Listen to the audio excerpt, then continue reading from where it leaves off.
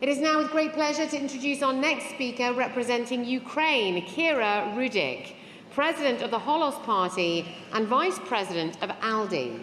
Kira is a leading political figure and Member of Parliament, known for her unwavering commitment to democratic principles and her active advocacy for Ukraine in the aftermath of war.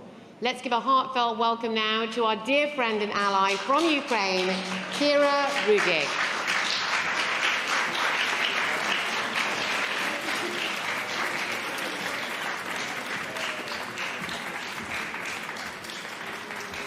Hello everyone, dear friends, dear people of free Iran, distinguished guests, Mrs. Rajavi. I also want to give warm thanks to people in Berlin in Raleigh, and especially warm thanks to the ones who were carrying Ukrainian flag. It makes my heart so warm when we see this. And we also see how important it is to unite under a fight, how important it is to fight for your freedom. And this is what we see by so many nations throughout the world, how we are coming together because we are fighting for the same thing, for the best future for our nations.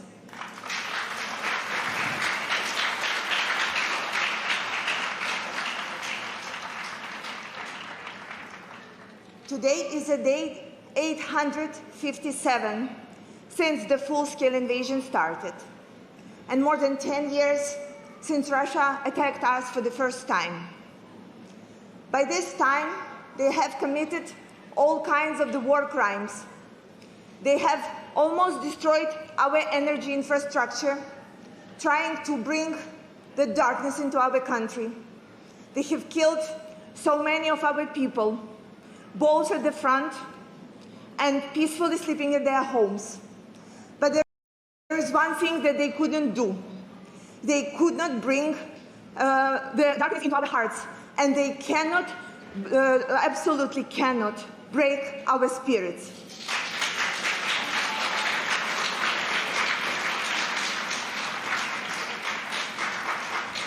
We are talking how the authoritarian regimes unite.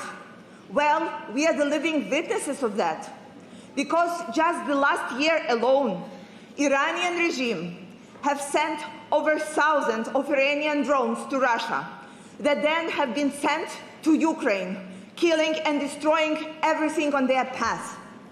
So if our own victory is of immense importance for Ukrainians, then your victory is also so important for us, because it literally means that we will be able to survive and we will be able to win this fight.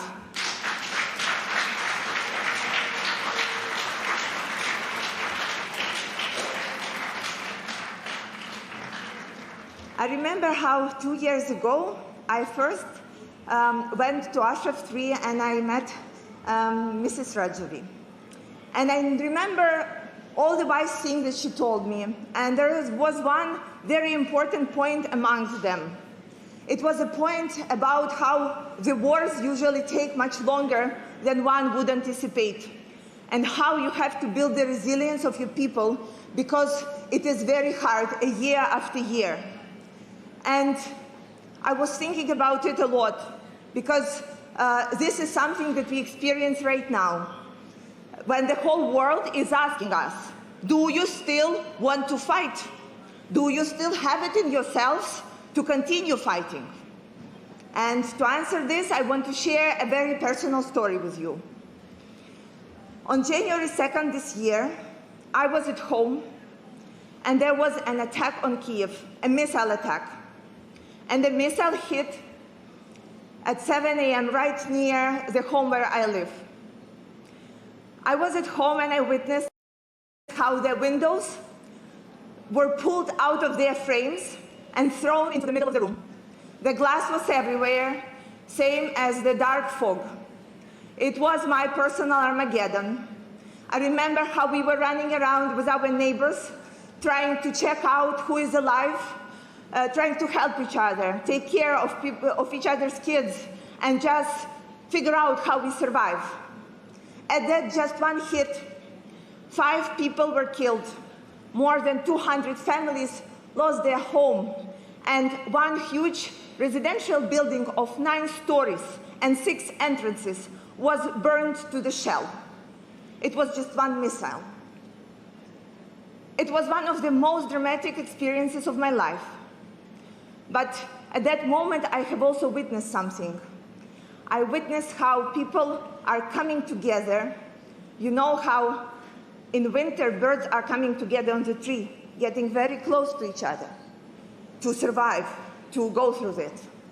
And after that, after seeing how people were helping, supporting, cleaning the glass out of each other's apartments, figuring out where to live, I can tell you a couple of things.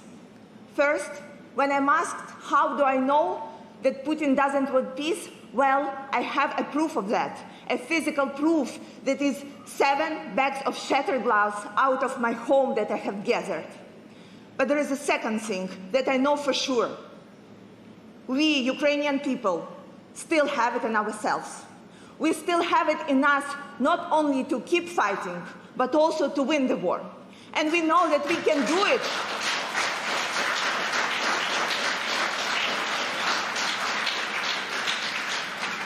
And we know that we can do it only if the democracy is winning in all the other places in the world. We are the living example of how the unity helps you to go through all the darkest time of your history and have the hope in winning in the most devastating pieces and pages of your life.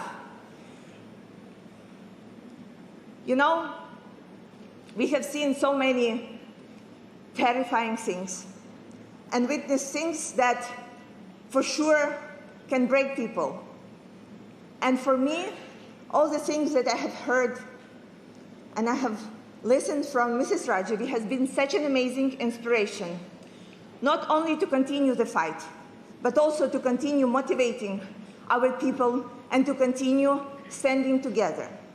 Today, I want to thank each and every of you who mentioned Ukraine in their speeches. I want to thank each and every of your governments and politicians who are supporting us, who are standing with us, who are sending weapons our way. We know this, we appreciate this, and we know that if we push harder, we can win this war, and we will win this war.